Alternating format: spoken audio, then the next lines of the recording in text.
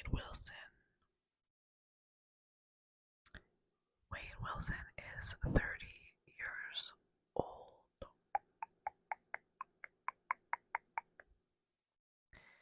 He is charged in the 2019 deaths. He's charged for the 2019 deaths of 35-year-old Christine Milton and 43-year-old Diane Hughes. They were both strangled. Milton was found dead in her Cape Coral home on October 7th. That same day, Rose vanished while walking to work. Her body was found 3 days later in a field behind a Sam's Club. What is a Sam's Club?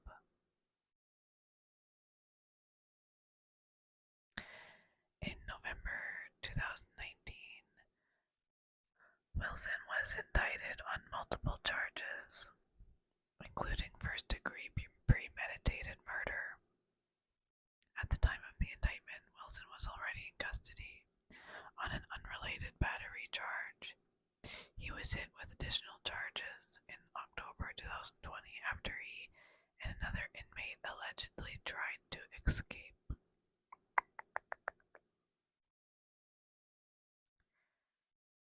While awaiting trial, Wilson has contacted Scripps News Fort Myers multiple times. He told them that he used to be connected to a high-level human trafficking ring and that he would groom women for them. Wilson claims that the group was framing him for the murders as a punishment for trying to leave.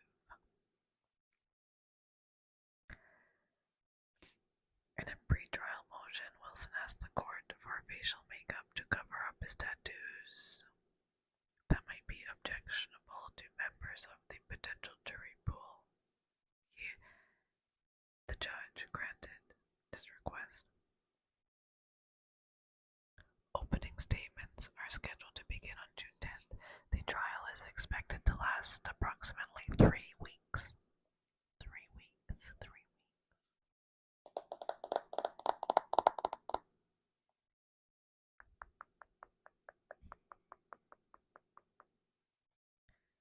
The majority of his tattoos he got while in jail.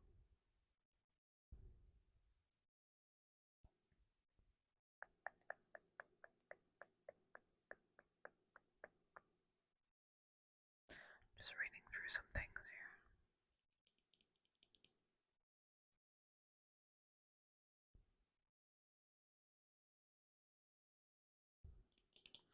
He was charged with battery on Melissa Montana's 41. I don't know if that's an ex-girlfriend, maybe.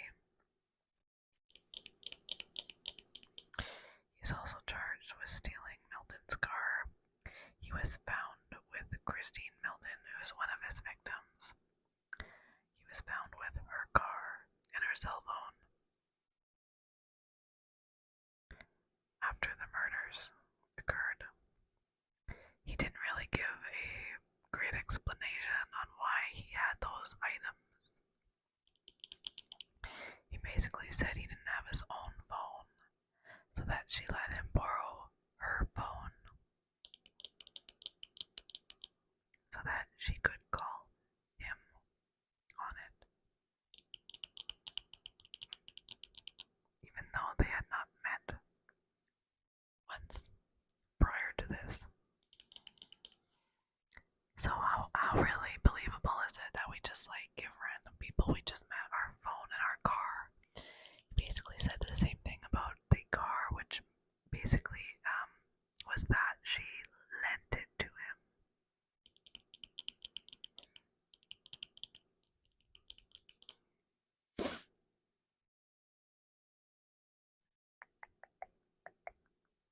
He has swastikas tattooed on him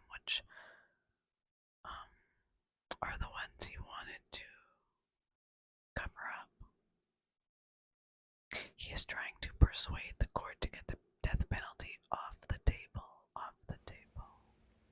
Make a wish, make a wish, make a wish. 1111, make a wish.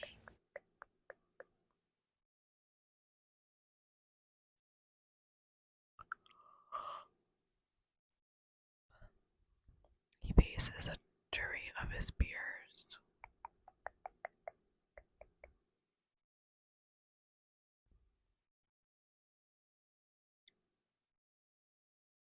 It's hard to find information on him because mostly they just talk about Deadpool.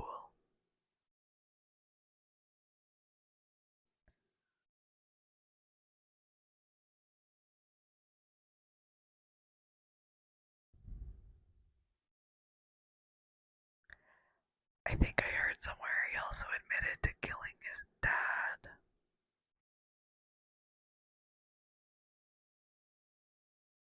But I could be wrong on that because I was just listening to videos, and his ex-girlfriend was saying that over the phone while in jail he admitted, I don't know if it was actually while he was in jail, but over the phone he admitted to her during a phone conversation that he killed his dad.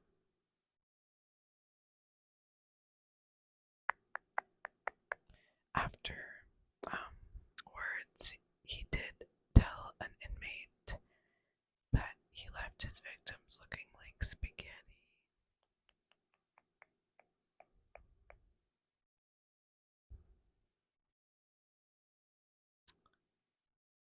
His father told investigators, okay, never mind, his father's not dead.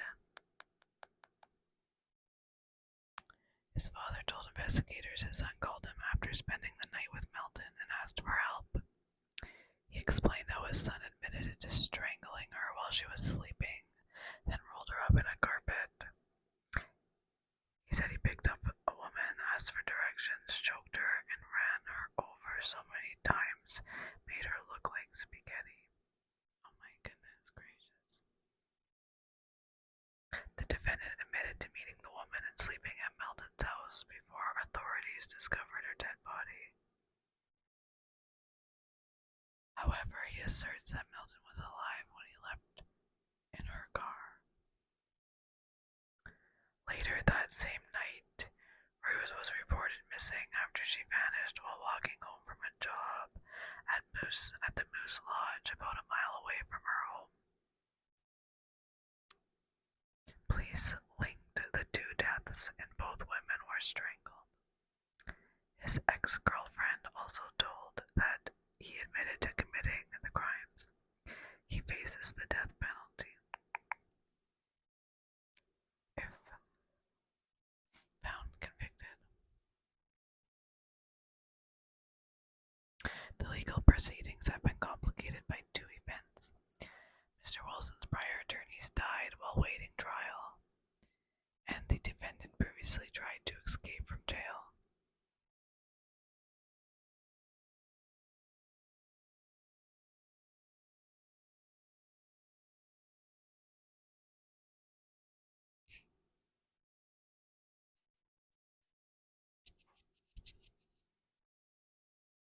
I think that's all I got on this one, guys.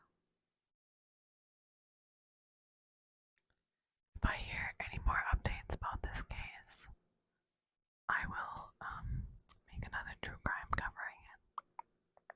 For now, have a wonderful, wonderful, wonderful night.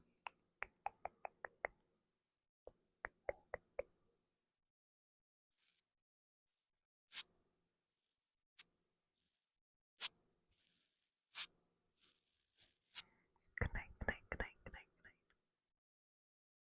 Oh, I just yawned, but I covered it. I'm sorry.